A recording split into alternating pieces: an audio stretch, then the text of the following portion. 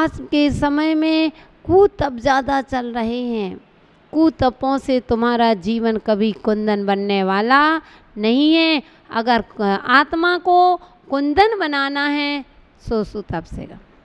हम लोग अपने गुरुदेव के लिए कहते हैं, स्वामी तपा सुतप से तन है तुम्हारा, मेरे गुरु नमन हो सत सत हमारा। कि सुतप से बंधु एक स्वाध्याय भी तप है, ध्यान रखना। अच्छा स्वाध्याय करना, अच्छे से स्वाध्याय करोगे तप में आएगा।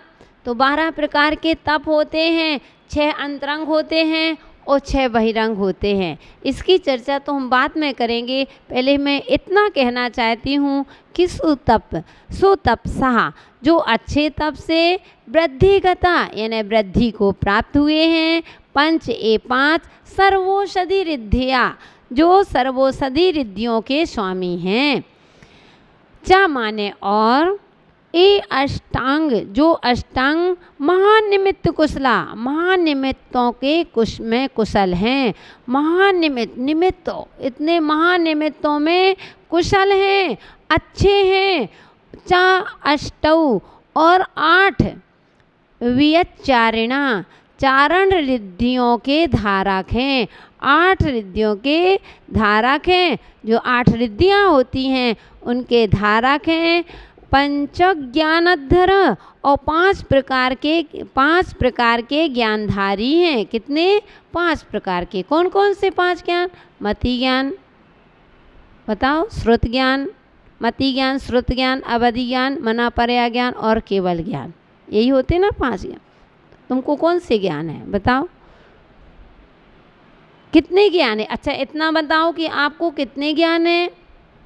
कहते हैं कि एक नहीं बंधु, एक ज्ञान जो होता है वह मात्र केवल ज्ञान। हमेशा 2 होते हैं, मति ज्ञान और श्रुत ज्ञान एक साथ होते हैं, मति ज्ञान और श्रुत ज्ञान।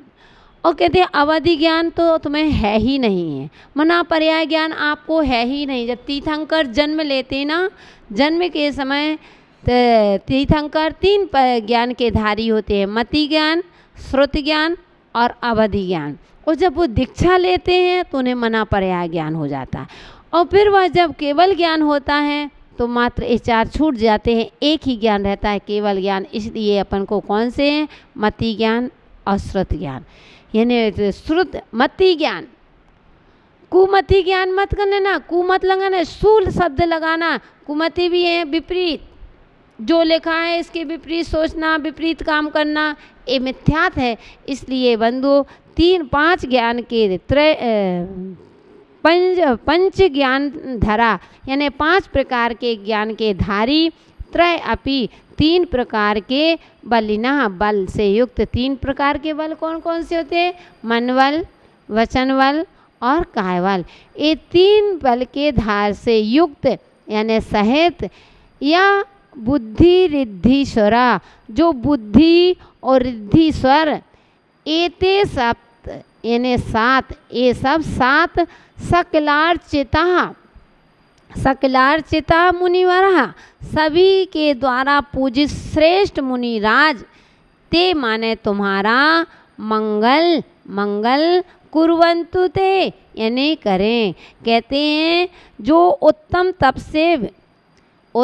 तप करके इतना सुतप किया, उत्तम तप करके वृद्धि को प्राप्त हुए और 5 प्रकार की सर्वौषधि होती हैं, वह रिद्धियों के स्वामी हैं। 5 प्रकार की औषधि के स्वामी हैं। वो अष्टांग महानिमित्तों में कुशल हैं। महानिमित्त उनको निमित्त है तो वहाँ कुशल हैं। और 8 चारण रिद्धियों के धारी हैं। 8 चारण रिद्धिधारी के से सहित हैं। 8 चारण रिद्धियों के धारी और 5 प्रकार के यानी 5 प्रकार के ज्ञान से संपन्न हैं। जो 5 प्रकार के ज्ञानों से संपन्न हैं, भरपूर हैं, ऐसे वो 3 प्रकार के बल से युक्त हैं। और कैसे? बुद्धि आदि 7 प्रकार की बुद्धि आदि 7 प्रकार की रिद्धियों के अधिपति हैं। एक के नहीं, 2 के नहीं, 3 के, 7 प्रकार के बुद्धि के अधिपति हैं। वे जगत पूज मुनिवर अने गणधर तुम्हारा मंगल करें। तुम उसका मंगल कर सकते हैं, अपने जीवन को पावन और पवित्र बना सकते हैं। आज अपनी वाणी को यहीं समाप्त करते हैं। जय बोलिए भगवान महावीर स्वामी की। धर्म स्नेही प्यारे प्यारे भव्यात्माओं, संसार में ऐसा कोई प्राणी नहीं है जो व्यक्ति विचार ना करता हो। विचार हर व्यक्ति करता है। आज विचारों में हम इतने खो जाते हैं, इस तरह से खो जाया करते हैं कि हमें विचारों पर भी ही विचार करना पड़ता है। यानी हम ऐसा विचार कर रहे हैं कि हम उन विचारों में ही हमको विचार करना पड़ता है कि आखिर हमें क्या करना है। तो धर्म स्नेही बंधुओं, आज का मानव इतना विचार कर रहा है, इस तरह से चल रहे हैं, ऐसा विचार करते करते अपने जीवन को समस्याओं में ही उलझ गए हैं। इसलिए आज हम देखते हैं संसार का प्रत्येक प्राणी भले ही सुख चाहता हो, दुख से भयभीत है। उसने अपने जीवन में इतनी समस्याओं से उलझ चुका है, अपने जीवन को उन समस्याओं में इस तरह से उलझा लिया है कि अब को सुलझने की उसका कोई रास्ता नहीं दिखता है। हम इतने पाप करके, इतने मायाचारी छल कपट आदि करके हम अपने जीवन को ऐसा बना लेते हैं, इस तरह से उलझ जाते हैं कि सुलझने का कोई चांस ही नहीं दिखता है। और जब सुलझ नहीं होती है, जब समस्या का समाधान नहीं होता है, तो आजकल वैसे ही सहन शक्ति तो बिल्कुल रह ही नहीं गई। सहन शक्ति तो हमारी खो चुकी है। पहले का समय था, कितनी सहन शक्ति हुआ करती थी, कितना हम सहन करते थे। हर कोई भी वस्तु थी सहन करना सीखो। लेकिन आज के समय में स्वयं की गलती से हम ऐसे कार्य करते हैं और जब उलझ जाते हैं, अब सुलझने का हमने मौका ही नहीं देखा। कैसे इसका समाधान होगा, इससे हम अपरिचित हैं और जाकर के हम कहीं सुसाइड कर लेते हैं, कहीं जाकर के आत्महत्या कर लेते हैं, अथवा कुछ अपने जीवन को ही समाप्त कर देते हैं। नहीं बंधु, हमारे आचार्यों ने कहा है कि अगर जब उलझ गए हो तो सुलझाना भी चाहिए। जीवन वैसे ही उलझा हुआ है, हमें अपने जीवन को कैसे सुलझाना है, किस प्रकार से सुलझाना है, ये हमें विचार करना है। तो आज इतनी समस्याओं के बीच में आप घिरे हुए हो, इतनी समस्याओं से कि वह समस्या आपकी हल नहीं हो रही है, आप घबरा जाते हैं। मैंने पहले दिन बताया था कि आप कुंडली लेकर के उस जोशी के पास भागते हैं, कहीं उसके पास भागते हैं, उसको दिखाते हैं। नहीं, ध्यान रखना, कुंडली दिखाने से, हाथ दिखाने से तुम्हारी जिज्ञासा का समाधान नहीं होगा। आप चाहें कि मैं उस समस्या से बच जाऊं, अथवा जोशी पंडित, तुम्हारा पैसा तो लग सकता है, लेकिन बंधु तुम्हारा जीवन जो तुमने उलझाया है, तुमको ही सुलझाना पड़ेगा। यानी तुमको ही पुरुषार्थ करना पड़ेगा। अब कैसा पुरुषार्थ करना है, किस तरह से पुरुषार्थ करना है, किस दिशा में पुरुषार्थ करना है, ये हमारी समझ की बात है, ये हमारी सोचने की बात है कि अब हमने जब जीवन को उलझा लिया है तो सुलझाने का एक उपाय है, चलते हैं अपन प्रभु भक्ति। क्योंकि प्रभु की भक्ति से जीवन में सब कुछ मिल सकता है। कहते हैं कि जब भक्ति करने से, धनंजय कवि की कहानी आपने सुना होगा, उनके बारे में सुना होगा कि इतने भगवान की भक्ति में तल्लीन थे और यहाँ पर उनके पुत्र को सर्प ने डस लिया था। अब पुत्र बेहोश हो जाता है, मरने की स्थिति में था। सेठानी बार बार उस नौकर के हाथ से बुलवाती है, लेकिन सेठ जी भक्ति में मस्त थे और सेठानी को गुस्सा आता है और तो सामने उसने तुरंत पुत्र को रख दिया। बोले तुम्हारी भक्ति में इतनी शक्ति है तो इस पुत्र को जिंदा करके बताओ, पुत्र को ठीक करके बताओ। बंधु धनंजय कवि ने कुछ नहीं, मात्र भगवान की भक्ति की और कहा, हे प्रभु, मैं भक्ति इसलिए नहीं कर रहा हूँ कि मेरा बेटा ठीक हो जाए। प्रभु, मैं इसलिए आपकी आराधना करता हूँ कि किसी को कहने में न सबको विश्वास हो जाए कि धर्म में कितनी शक्ति है। धर्म करने से, भगवान की भक्ति करने से बड़ी बड़ी समस्याओं का समाधान हो जाता है। जो दुनिया में कहीं नहीं होता वह समाधान हमारे भक्ति से हो सकता है। और बंधु उन्होंने जैसे ही स्तोत्र रचा और कहते हैं कि उन पुत्र ठीक हो गया, यानी इतनी बड़ी समस्या और ठीक हो गई। बड़े बड़े संकट आए। आज मानतुंग आचार्य महाराज हैं, उन मानतुंग आचार्य महाराज जब संकट में पड़ चुके थे तो उन्होंने किसका सहारा लिया था? कहते हैं भक्ति का ही सहारा लिया था। उन्होंने भगवान की आराधना की थी, सोचा था कि भक्ति से अगर अब उस राजा ने जेल में जब डाल ही दिया है और जेल में डाल दिया तो आदरौत के परिणाम होंगे। उन्होंने कुछ नहीं, अपने पूर्व कर्म का चिंतन करके कि मैंने पूर्व में ऐसा किया होगा, इसलिए मेरे सामने ऐसी समस्या खड़ी हुई है। और बंधु जब 48 तालों के अंदर डाला था, एक ताले के अंदर नहीं, एक कमरे में ने 48 तालों के अंदर डाल दिया।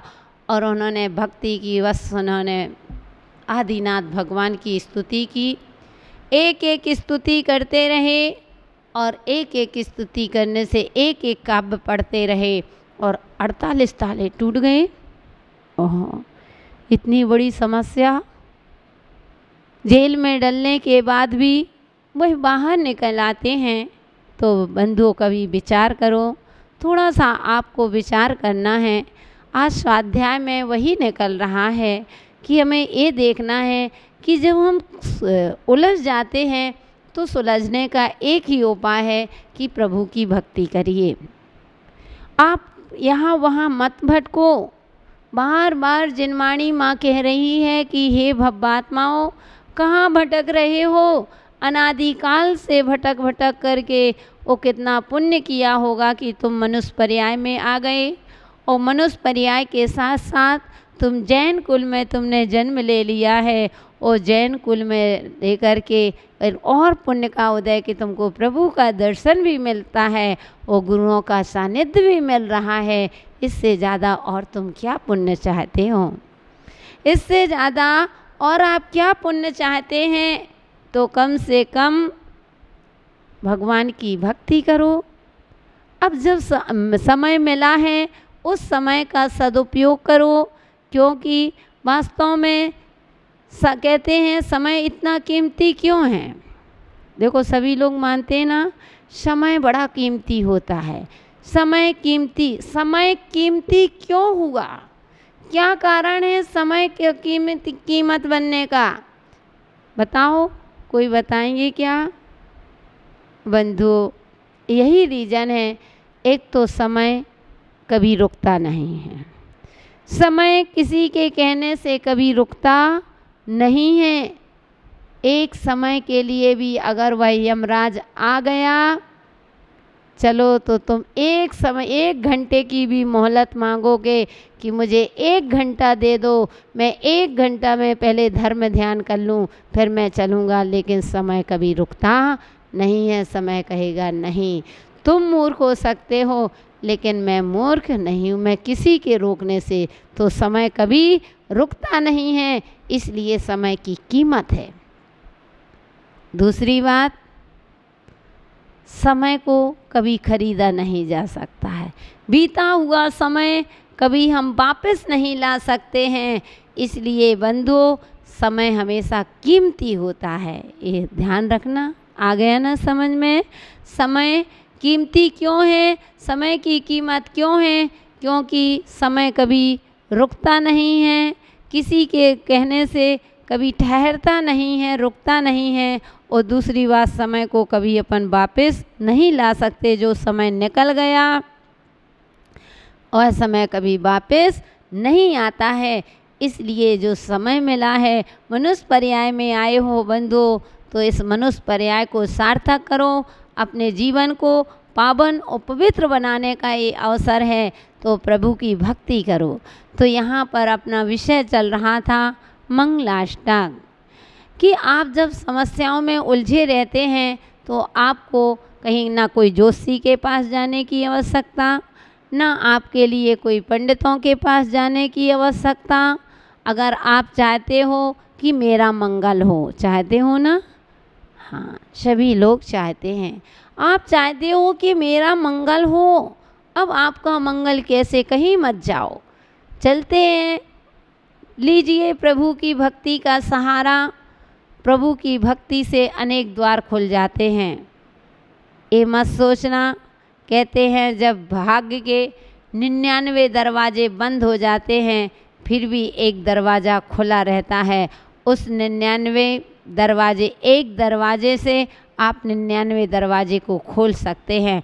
वह है दुर्भाग्य के कारण तुम्हारे सौभाग्य के सारे दरवाजे, 99 दरवाजे बंद हैं, लेकिन एक दरवाज़ा अभी खुला है, वह है प्रभु भक्ति। लीजिए, प्रभु को स्मरण कीजिए, उन 63 सलाकाओं का चिंतन कीजिए।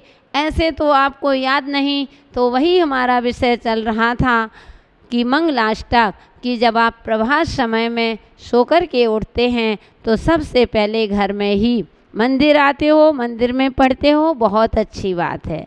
वैसे तीनों कालों में पढ़ना चाहिए, सुबह, दोपहर और शाम, लेकिन नहीं है तो 2 टाइम तो अनिवार्य ही है। देखो, आप उसका औषधि का रसमान तो करो। मैंने बताया था, हमारे आचार्यों ने हमको वह औषधि दी है, लेकिन हम उस औषधि को चखना ही नहीं चाहते।